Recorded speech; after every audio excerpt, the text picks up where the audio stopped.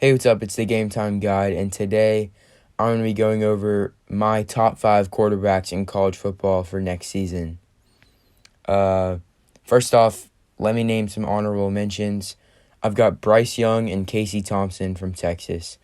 Bryce Young, we all know how talented he is, and obviously he's going to have a ton of weapons because he's at Alabama.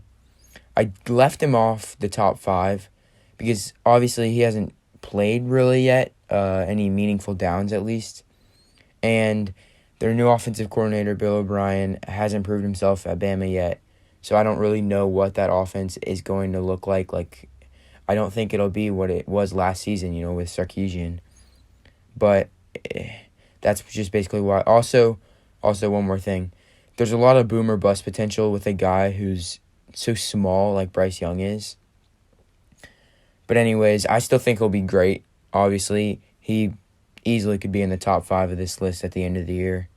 It's just I have to leave him off because there's a lot of questions at the moment. And for Thompson, he's got a strong arm, he's got legs, he's going to have weapons, and he's got an elite offensive mind, a head coach to help him out.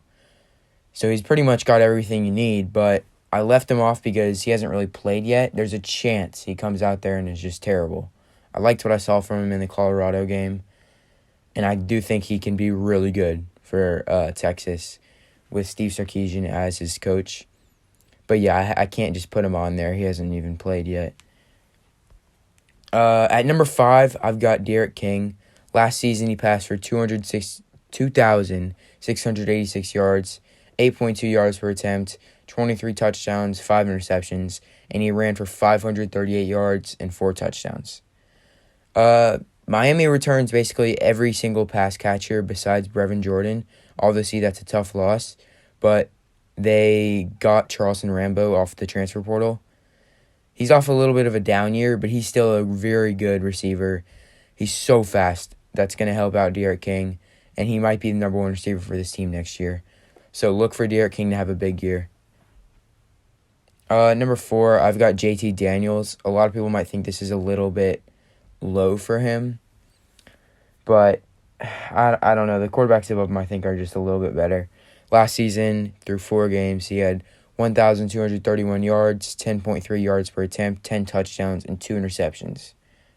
Without JT Daniels, Georgia only passed for 211 yards a game, and their team only scored 27 points a game.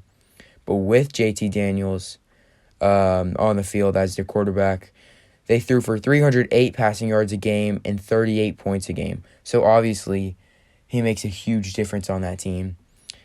Georgia brings back an elite receiving corps, maybe one of the best in the country, maybe right behind Ohio State, but I think that's about it. They got George Pickens, Kearis Jackson, Dominique Blaylock, Darnell Washington, Jermaine Burton, Arian Smith, Marcus Rosemy. They're all extremely talented guys. It's just going to be hard to give them all the ball, and if anybody can do it, it's going to be JT Daniels.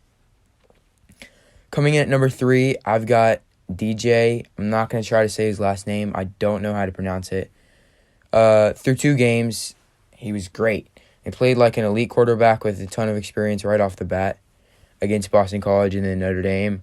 Sure, the results weren't great, but they were definitely not because of him. He brings back a pretty solid receiving core, just like Clemson usually does. And if Justin Ross can go back to his past form and kind of go through that injury and be great, then this is going to be a really good season for DJ. I'm expecting big things out of him. At number 2, I've got Spencer Rattler. It came down to Rattler and Sam Howell, and I chose Sam Howell at 1. But anyways, Spencer Rattler had 3,031 passing yards, 9.6 yards in attempt, 28 touchdowns, and 7 interceptions. Ran for 160 yards and 6 touchdowns.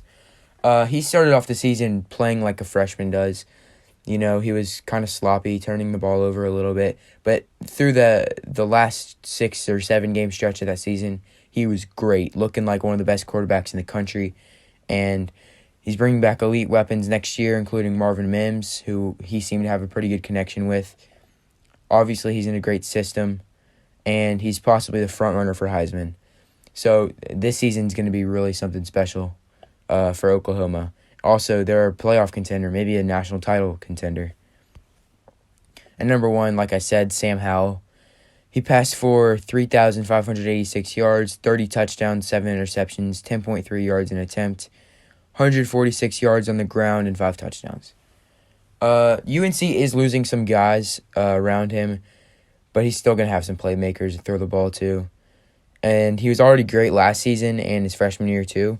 Now, if he has an even better season, like you would expect, obviously he's gaining more experience, getting better. You would expect him to be even better this season. And if his team is good, I think that's a big part of winning the Heisman. Like last year, he put up, I wouldn't say just as good stats, but his stats were very close to pretty much the top of everybody. And he wasn't even considered for the Heisman conversation. But if he puts up those stats, maybe even better, and his team is a solid team, 1 or 2 losses, maybe 3, then it's going to be hard for him not to win Heisman. That's just how good he was last season, and people are going to really wake up about UNC if they can do that. So anyways, that's going to do it for the video. Don't forget to like and subscribe. Comment down below your top 5, and I'll reply telling you what I think about it. Thank you.